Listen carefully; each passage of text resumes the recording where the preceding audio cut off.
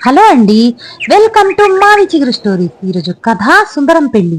ఈ కథ రచించిన వారు భమిడిపల్లి నరసింహమూర్తి గారు. ఈ కథ మీకు నచ్చితే లైక్ చేయటం మర్చిపోకండి. మీకు ఎలా అనిపించిందో కామెంట్ చేసి చెప్పండి. ఈ ఛానల్ ని కొత్తగా చూసేవారు మరిన్ని మంచి కథల కోసం సబ్స్క్రైబ్ చేసి బెల్ ఐకాన్ ఆన్ చేయండి. అప్పుడే కొత్త వీడియో పెట్టినా మీ దాకా వస్తుంది. ఇక కథ మొదలు పెడదాం. సుందరం అర్జెంటుగా ఉద్యోగం సంపాదించాలి. సంపాదిస్తేనే సుబ్బలక్ష్మిని ఇచ్చి పెళ్లి చేయమని ధైర్యంగా మావయ్యని అడగొచ్చు. మావయ్యకి సుందరం అంటే ఇష్టమే, కానీ సుందరాన్ని ఇక్కడే ఉండి వ్యవసాయ పనులు చూసుకోమని అంటున్నాడు.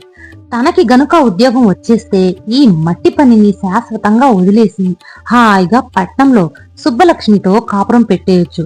ఉద్యోగం వస్తే పెళ్లి చేయక చస్తాడా? లక్కీగా ఆ రోజు ఓ కాల్ లెటర్ వచ్చింది. విజయవాడలో జయ హోటల్లో రేపే ఇంటర్వ్యూకి హాజరవమనే శుభవార్త. బావకి ఆ జాబ్ వస్తే కనకదుర్గమ్మకి పసుపు కుంకుమలిస్తానని మొక్కుకుంది సుబ్బలక్ష్మి. సుందరం మావయ్య గొల్లున నవ్వాడు. ఆ జాబ్ సిండికేట్ వాళ్ళు నీకెన్నిసార్లు కాల్ లెటర్ పంపలేదు? ఎన్ని ఇంటర్వ్యూలకి నువ్వు విజయవాడ, రాజమండ్రి, విశాఖపట్నం పరిగెత్తలేదు? చూస్తాను. ఈ మాఘమాసం లోపుగా నువ్వు ఉద్యోగస్తుడి అయినా కాకపోయినా పెళ్లి చేసి పడేసి అరక కానుగ్గా ఇస్తాను అని మావయ్య సుందరంని వేళాకోళంగా బెదిరించాడు. సుందరం మనసులో మావయ్య మీద కారాలు మిరియాలు నూరుకున్నాడు. అయినా వెరినవ్వు నవ్వుకున్నాడు. వెరినవ్వు నవ్వటం కాదు, మీరిద్దరూ ఏమనుకున్నా పాల్గొన మాసంలో మా ఇంట్లో పెళ్లి ఖాయం. నువ్వు కాకపోతే మా సుబ్బులకి ఇంకో బంగారం లాంటి పెళ్లి కొడుకునిచ్చి పెళ్లి చేస్తాను అని అన్నాడు. ఆ మాటైతే అన్నాడు, కాని సుందరం బంగారం అని, సుబ్బుల్ని బాగా చూసుకుంటాడని, వాళ్ళిద్దరినీ ఒక ఇంటి వాళ్ళని చేస్తే తన జీవితం ప్రశాంతంగా వెళ్లిపోతుందని మావయ్యకు తెలుసు. యు ఆర్ సెలెక్టెడ్, సుందరాన్ని మెచ్చుకుంటూ శ్రీరాములు గారు చెప్పారు. బట్ వన్ థింగ్, పోస్టింగ్ ఎక్కడా? నేచర్ ఆఫ్ జాబ్ ఏంటి? ఇలాంటి విషయాలు నీకు అనవసరం. నీకు 2000 జీతం కావాలన్నావు, 2500 ఇస్తాను. Free accommodation, free meals, free tiffin, free coffee. కష్టపడి పనిచేస్తే ఇంకా ఎక్కువ ఫెసిలిటీస్ ఇస్తాను. సుందరంకి ఇదంతా నమ్మశక్యంగా లేదు. థ్రిల్లింగ్ అయిపోతూ 10 సార్లు థ్యాంక్స్ చెప్పాడు. ఏ పాటి సోమరితనం కనిపించినా వెంటనే డిస్మిస్ చేసి పంపించేస్తాను. That's all. నేను రోజుకి 20 గంటలు పనిచేస్తాను సార్ అన్నాడు సుందరం. అంతొద్దులే, 6-7 గంటలు ఒళ్ళుంచి పనిచేస్తే చాలు. ఎప్పుడు జాయిన్ అవుతావు అన్నాడు శ్రీరాములు. ఈ మాఘమాసంలోనే సార్ అని తత్తరపడి, మీరెప్పుడంటే అప్పుడు సార్ అన్నాడు. Good good good. నువ్వు ఇంటికెళ్ళి 2 రోజుల్లో ఇదే హోటల్, ఇదే రూమ్ లో కలుసుకో. మనం సైట్ కి బయలుదేరతాం. చూడు మిస్టర్ సుందరం, చీటికి మాటికి సెలవులివ్వను. నీకు కావలసినవి తీసుకొని మొత్తం నీ లగేజ్ తో వచ్చేసి. Okay sir, thank you. But one thing sir, next month లో మ్యారేజ్ చేసుకుందాం అనుకుంటున్నాను. సుందరం నసిగాడు. ఆ పెళ్లికి నేను వస్తానులేవయ్యా, అప్పుడు నేను సెలవు పెడతానులే అని శ్రీరాములు గారు స్నేహంగా నవ్వుతూ అన్నారు. బావకి ఉద్యోగం వచ్చిందన్న శుభవార్త విని సుబ్బలక్ష్మి ఎగిరి గంతేసింది. మావయ్య గుండెల్లో పాపం రాయి పడింది. అయినా గంభీరం నటిస్తూ, ఏం ఉద్యోగం ఏమిటో, అలా ఊరు పేరు లేని వాళ్ళు స్మగ్లింగ్ వ్యాపారాలు చేయటానికో ఇంకా వేరే ఏమైనా వెధవ పనులు చేయించడానికే ఇలాంటి కుర్రకారుని వాడుకుంటారు. నీకు ఉద్యోగం చేయాలన్న పంతమే తప్ప ఆ ముందు వెనక ఆలోచనే లేదు. మావయ్య ఉడికిపోకు, ముందు నువ్వు పెళ్లి పనుల్లో పడు. పాల్గొన మాసంలో పెళ్లి చేయకపోతే సుబ్బలక్ష్మి తీసుకెళ్లిపోయి కనకదుర్గమ్మ కోయల్లో పెళ్లాడేస్తాను అని మావయ్యకు చూసి ఆప్యాయంగా బెదిరించాడు సుందరం. ఇందా ఈ డబ్బుంచు అని ఓ 1000 రూపాయలు మావయ్య సుందరం చేతిలో పెట్టాడు. సుందరానికి కన్నీళ్లు తిరిగాయి. వద్దంటే బాధపడతాడని తీసుకున్నాడు. ఓ 10 ఇంగ్లాండ్ లెటర్లు తీసుకుని వచ్చి ఇచ్చి, 4 రోజులకు ఉత్తరం రాయి, లేకపోతే ఆ వెర్రిది బెంగ పెట్టుకుంటుంది అన్నాడు మావయ్య. సుబ్బలక్ష్మికి మాట పెగలటం లేదు. గుండె గొంతు 2 బరువుగా ఉన్నాయి. కన్నీళ్లని కంట్రోల్ చేసుకుంటుంది. సుందరం మావయ్యకి కాళ్ళకి దండం పెట్టి సుబ్బులకు కన్ను కొట్టి బయచెప్పి బయలుదేరాడు. విజయవాడ నుండి ప్రైవేట్ టాక్సీలో బయలుదేరిన శ్రీరాములు గారు సుందరం అంబాజీపేట చేరుకున్నారు. ఆ 2 గంటల ప్రయాణం చేస్తుంటే మధ్యలో చాలా సార్లు తన డ్యూటీ ఏంటో, తను చేసే జాబ్ ఏంటో అడగాలని ప్రయత్నం చేశాడు. శ్రీరాములు గారు, నీకు నేనిచ్చే పని జీతం నచ్చకపోతే వెళ్ళిపోదువుగానిలేవయ్యా. నువ్వెన్ని రోజులు పనిచేశావో అన్ని రోజులకి లెక్క కట్టి జీతం ఇస్తాను, పట్టుకుపోదు గాని అన్నాడే తప్ప సుందరానికి కావలసిన జవాబు చెప్పలేదు. దేశాభ్యుదయానికి యువకులు, వారి పాత్ర, దేశ సౌభాగ్యానికి రైతులు, వారు పడే శ్రమ గురించి మధ్య మధ్యలో సుదీర్ఘోపన్యాసం కూడా చేశారు. అంతే తప్ప తన సంగతి తేల్చలేదు. కొంచెం నసమాస్టారే అనుకున్నాడు సుందరం మనసులో. అంబాజీపేటలో శ్రీరాములు గారిది విశాలమైన కాంపౌండ్ లో 2 అంతస్తుల మేడంటే మేడ కాదు, 2 అంతస్తుల పెంకుటిల్లు, చుట్టూ కొబ్బరి చెట్లు, బావి, మోటారు, పట్నం సుఖాలన్నీ అమర్చుకున్న పల్లెటూరు ఇల్లులా ఉంది. ప్రతి రూమ్కి ఏసీ అమర్చినంత చల్లగా ఉందా ఇల్లు. శ్రీరాములు గారు భార్యకి సుందరాన్ని పరిచయం చేసి, ఇవాళ నుంచి ఈ కుర్రాడు మనతోనే ఉంటాడు, మేడ మీద పెద్దాడి గది ఇతనికి ఏర్పాటు చేయించు అని చెప్పాడు. నౌకర్లు, చాకర్లు చాలా మందే కనిపిస్తున్నారు, కానీ యజమానులు వీరిద్దరే అని అర్థమైంది సుందరానికి.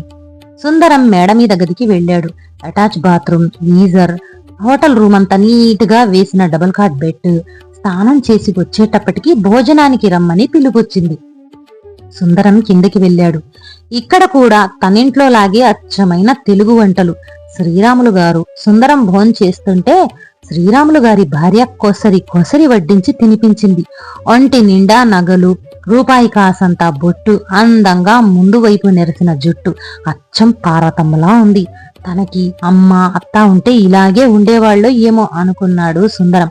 కాసేపు పడుకోవయ్యా, సాయంత్రం 4 తర్వాత సైట్కి వెళ్దాం అని ఆవలిస్తూ బెడ్రూంలోకి వెళ్ళిపోయాడు శ్రీరాములు గారు. సుందరంకి మెలకు వచ్చేసరికి 5:15 అయిపోయింది. కెవ్వమని 4 ఖర్చుకున్నాడు. మొదటి రోజే ఇలా జరిగిందేంటి అని అనుకునేంతలో ఇంట్లో పనివాడు కాఫీ తీసుకుని పైకొచ్చాడు. అయ్యగారు మిమ్మల్ని సైట్ దగ్గరికి తీసుకురమ్మన్నారు, మీరు తయారై కిందకు రండి అని వెళ్ళిపోయాడు. గబగబా ఊదుకుంటూ కాఫీ తాగేసి టపటపా రెడీ అయ్యి ధనా కిందకొచ్చేశాడు. బయట స్కూటర్ తుడుస్తున్నాడు ఇందాక కాఫీ తెచ్చిన కుర్రాడు. అతను సుందరంతో, మీరు డ్రైవ్ చేస్తారా, నన్ను చేయమంటారా, నువ్వు రూట్ చెప్పు అంటూ బండి స్టార్ట్ చేశాడు.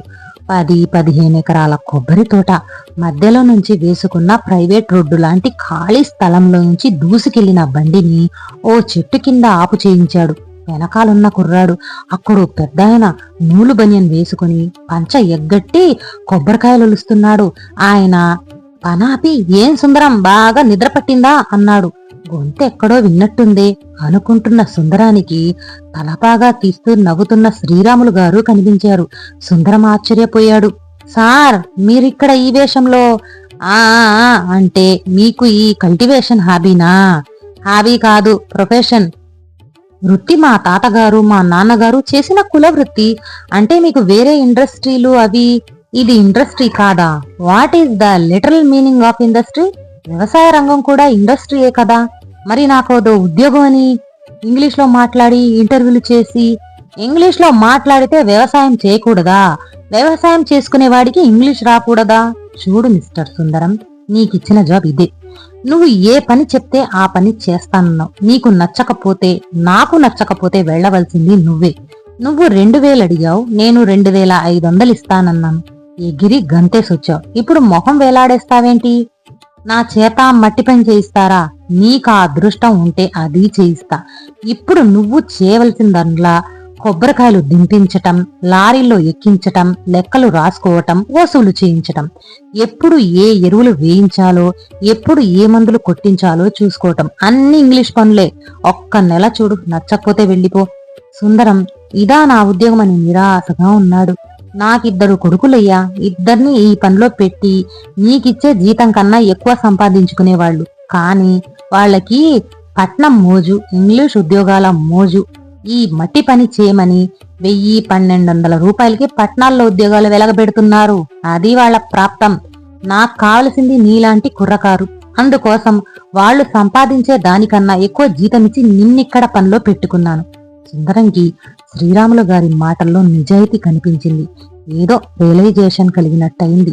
అక్కడే ఉండి ప్రతి చెట్టుని సొంత కొడుకుల్లా ఆదరిస్తున్న శ్రీరాములు గారి కొబ్బరి తోటలో తను కూడా చెట్టులాగా పెరగాలని నిర్ణయించుకున్నాడు. కొన్ని నెలలు గడిచాయి. శ్రీరాములు గారు సుందరానికి ఇంక్రిమెంట్ ఆఫర్ చేశారు. అతని కమిట్మెంట్ ని, టైమింగ్ ని మెచ్చుకుంటూ. కానీ సుందరం జాబ్ రిజైన్ చేస్తానన్నాడు. శ్రీరాములు గారు ఏమంటూ గద్దించారు. క్షమించండి సార్, మా మావయ్య కూడా 10 ఎకరాల ఆసామి. వ్యవసాయపు పనులు చేస్తూ ఇంటి పట్టున ఉండరా?